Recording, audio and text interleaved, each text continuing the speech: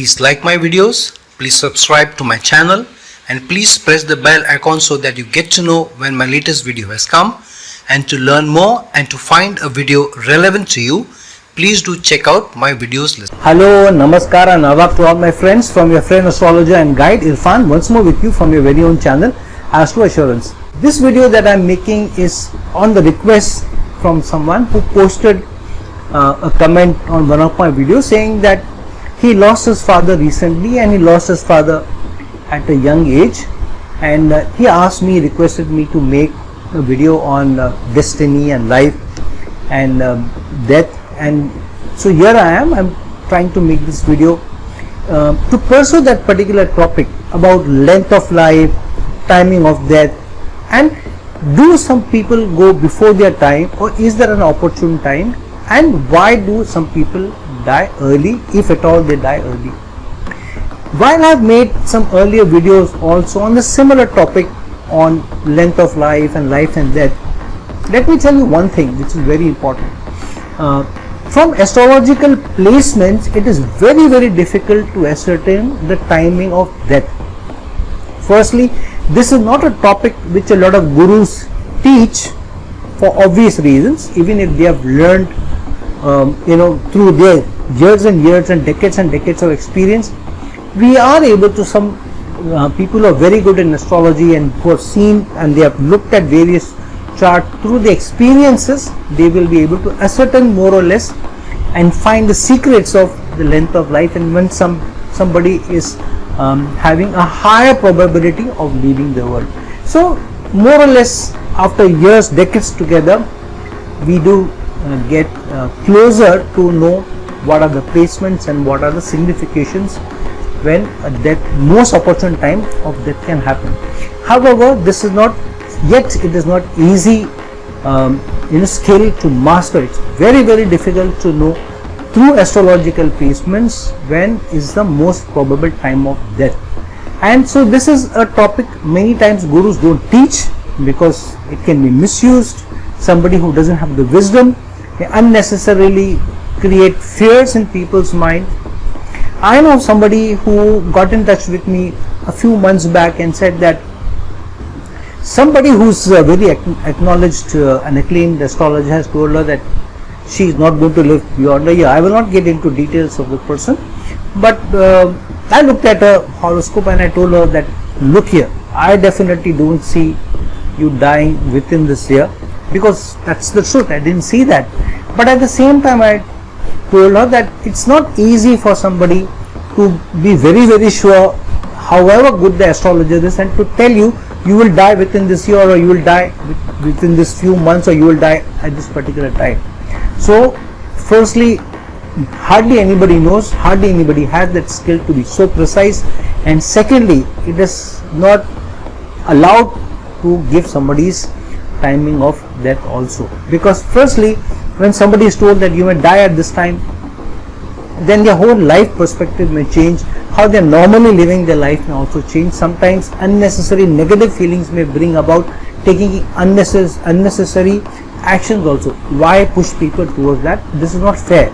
So unless, even if you are very sure of somebody's life and death timing, yet it should not be shared. And let me tell you, hardly anybody knows. Most acclaimed of astrologers, including myself, don't know how to be exact about the timing of death. If somebody claims that, then they need to share data, actual empirical data of at least say 1,000 people, where they can predict death about a certain time and the person will die during that time, and then let's see whether the person is accurate or not. So in short, it's very difficult and almost impossible to ascertain, even get close within months when somebody may die. So it's better not to touch that topic. Is there a possibility that somebody may die before their opportune time or their death time? So for example, we know the pandemic is going on in India, in a lot of cities in India. The situation is very bad.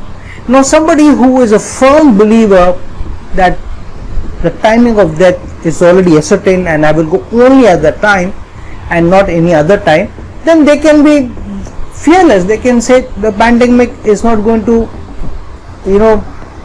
make me maimed or disabled. The pandemic will either kill me or I will survive and I'll live on. So why should I then fear the pandemic? Why should I fear the COVID, the COVID virus? I can go around without a mask and do all whatever I want, yet I will not die, because if my time is not come, I will not die. Why shouldn't I take the risk? Now, do you think if somebody who claims to be a very, very firm believer in fate and luck and the timing of that, if they do this, will it be fair? Do you think that the person will not put himself into undue danger, not test the Lord, will not test his fate and luck, and trying to actually play with death?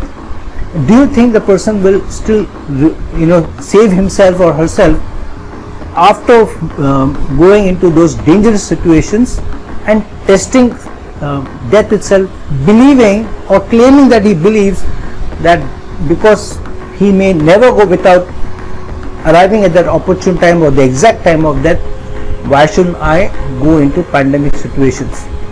So I believe that in the parable of the Prophet Muhammad, when one of his companions asked him, how should I trust the Lord? So the Prophet told him that first tie the camel and then trust the Lord, which means you do your duty and then put your trust in Lord.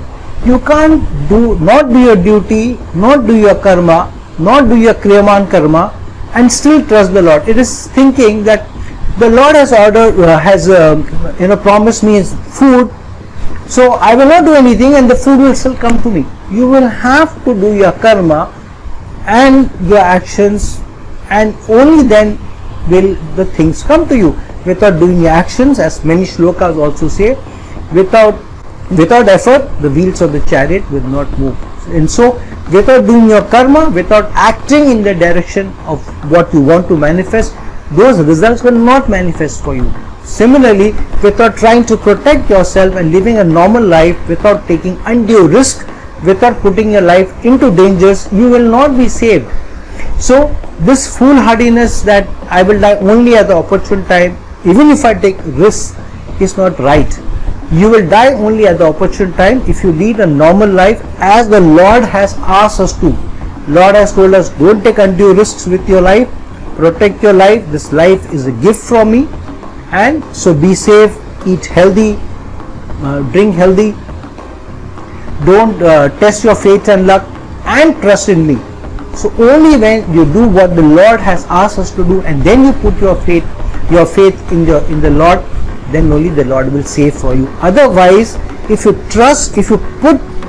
take undue risks and you test the Lord and you test fate and luck, then the Desh Kal Patra, which I was talking just a few days back, that will catch up with you. And so don't try to cheat that by playing with fate and luck and thinking I will die only at the opportune time and not any other time. Even if I put my life in high risk, that will not happen. The Lord will make you an example. So don't become an example for others. As we see many people, I have seen on the news, a political leader, he was just not wearing the mask at all, and when somebody asked, why don't you wear mask, he said, no, I don't believe in all this COVID thing, I don't believe in wearing the mask. And then he contracted the illness and he died after a few days, within a few weeks. That guy became an example. Maybe it was the opportune time for him, we don't know, but he put his life into undue risks, and so his death became an example to others how not to act in the time of such emergencies. And so let us not become an example for this. Let us not test our fate and luck. Let us not test the Lord. The second thing is that we see in Western countries, when stunts are being done on the bikes or aeroplanes, whoever is doing stunts for movies or for YouTube, whatever. So when you're doing stunts on bikes or using trucks or cars, wherever, they take a lot of precautions.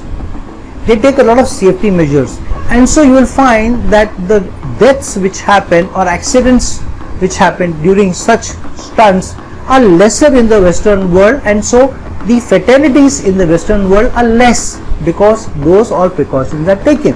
whereas in many third world countries those precautions are not taken, so more accidents happen, more severity of accidents happen, and more fatalities also happen.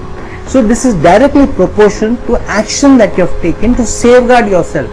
So the Lord tells us, or fate and luck tells us, that if you safeguard yourself, you take the right action, then only will you be able to live the fullest, your life to the fullest till the time that you have been given in this world. If not, you play with fate and luck, then the Desh Kal Patra will catch up with you and then wrest the life out of you.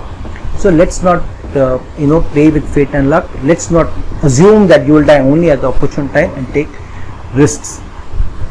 Secondly, if you are taking all care, then definitely you have a particular time when you will go from this world.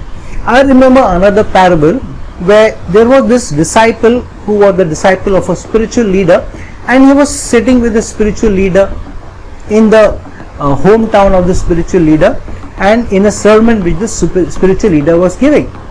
And while this group was sitting with the spiritual leader, including this disciple, there was another person who was not regularly to those spiritual meetings. He was sitting in a corner and he was staring at this particular disciple who was listening to the spiritual leader. So because the stranger was continuously staring at this particular disciple, the disciple got very scared. He went up to the spiritual leader and he asked him, "Who is this person who is staring at me?" So the spiritual leader, because he had spiritual powers, he summoned the spiritual powers and he said, he is the angel of death. So the disciple said, "Oh, he is staring at me. Maybe he has come to take my soul. Maybe today is my day to die." So he pleaded with the spiritual leader, "Please send me away to my hometown," which was hundreds of kilometers away. "Please use your spiritual powers and send me to my hometown. I don't want to die. Please send me to my hometown." So the spiritual leader told him that, "See, if your time to die has come, you have not put your life into any risk. If it is the time for you to die, and if the angel of death has come to take your soul, there is no way I can save you." He said, No, you do just this favor to me. Please use your spiritual energies and send me to my hometown. So the spiritual leader said, "Okay."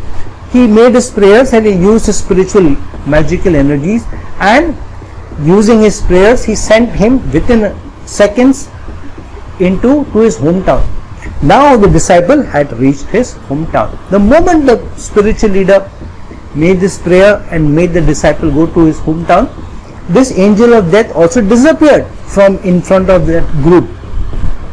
After some time, the angel of death came back to the spiritual leader and he said, "Thank you so much." So the spiritual leader said, "Why are you thanking me?" He said, "Because this particular disciple of yours who was sitting with you, I was supposed to take his soul from his hometown, but here he was sitting with you in your place. And so when I came looking for him on earth, I was very, very confused that I was asked to take his soul from his hometown, but he is sitting here with you.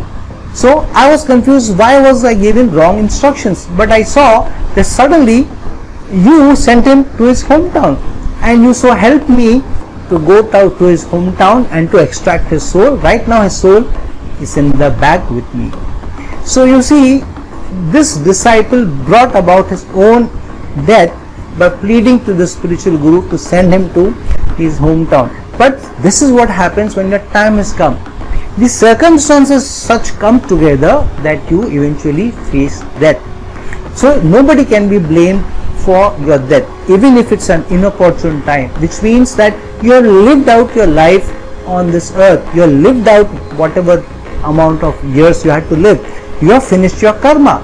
So when you have finished your karma and you have finished your time, both, whatever you are supposed to come to do on this earth, you have finished that karma, whatever your role was given to you to perform in this world, and you have finished your time, you have finished both. Then there is no reason for the supreme energy to keep holding you back to this earth. And when both your karma for this life is done and the time is done, you are taken away, your soul is taken away to the Supreme Lord. So thinking that the length of life or less length of life is a punishment is not a right way to think. The karma of a person was only so much, and he had only so much time in this earth, so his life was taken away. So all of us, the way we look at life should be in the manner that we are here to do our karma, we have so much time, we all will be going to meet the Supreme Lord. There is this verse from the Holy Quran which says, Kullun nafsun zaikatul maut, which means every nerve of your body will taste death, which means nobody will remain here forever, everybody will taste death, everybody will go.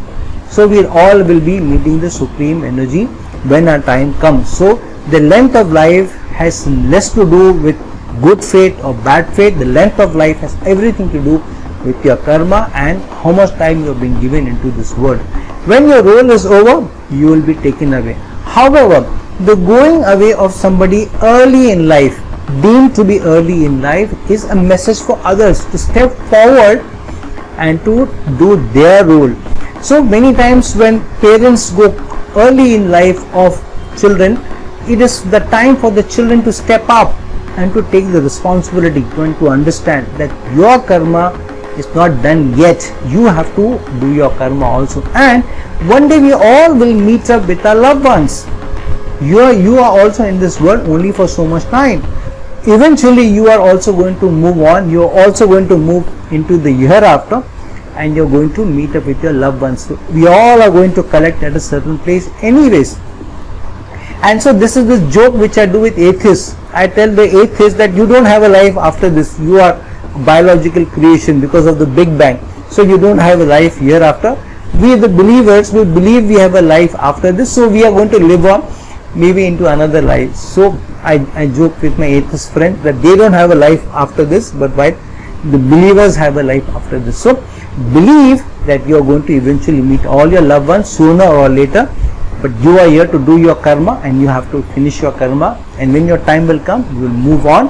But don't play with your don't play with fate and luck, don't play with death, because you never know, you may face an inopportune time of death, because you were made an example by the Supreme Lord and you played with death, you played with the Supreme Lord, you tested the Supreme Lord. Don't do that.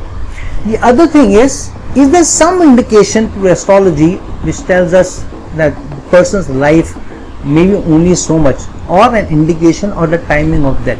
So let me give you some hints. This is not a hard and fast rule, but generally this may be something which I've already said in my earlier video also, which may be a hint that somebody's time may have come. So usually three malefic planets are involved in the death of a person or during the time of the death of a person. These are Rahu, Ketu and Saturn. So generally either the transit of Rahu, Ketu or Saturn will happen over the Lagna, or they will be aspecting the Lagna, or they will be either passing over the Lagna Lord or aspecting the Lagna Lord. So this is something which is important to note, that this will come about when the death is around the corner. The aspect of these three malefics or the transit of this malefics will either happen over the Lagna or the Lagna Lord. So this is generally which happens, but this is not a hard and fast rule. And because the malefics are some or the other time aspecting the Lagna or going over the Lagna Lord, hence we don't know exact time, and so exact time may not be easy to ascertain from this. Because there are many times when any of these will be aspecting the Lagna or the Lagna Lord, and hence it is difficult. The other is the reason of death could also be involved basis which house or house lord is getting involved. So it's generally if somebody dies peacefully at home in their sleep, the fourth house or the fourth house lord will be involved with the malefics and get connected to the Lagna Lord. However, if somebody is suddenly dying because of a heart attack or because of an accident on the road, then somewhere the 8th house or the 8th house lord will be involved, either through aspects or through transits. However, if somebody generally dies after a prolonged illness, being hospitalized and being for days on end in the hospital or weeks on end and then die, generally usually the 12th house or the 12th house lord will be involved with the malefics and getting connected to the lagna. So this is the loose rule.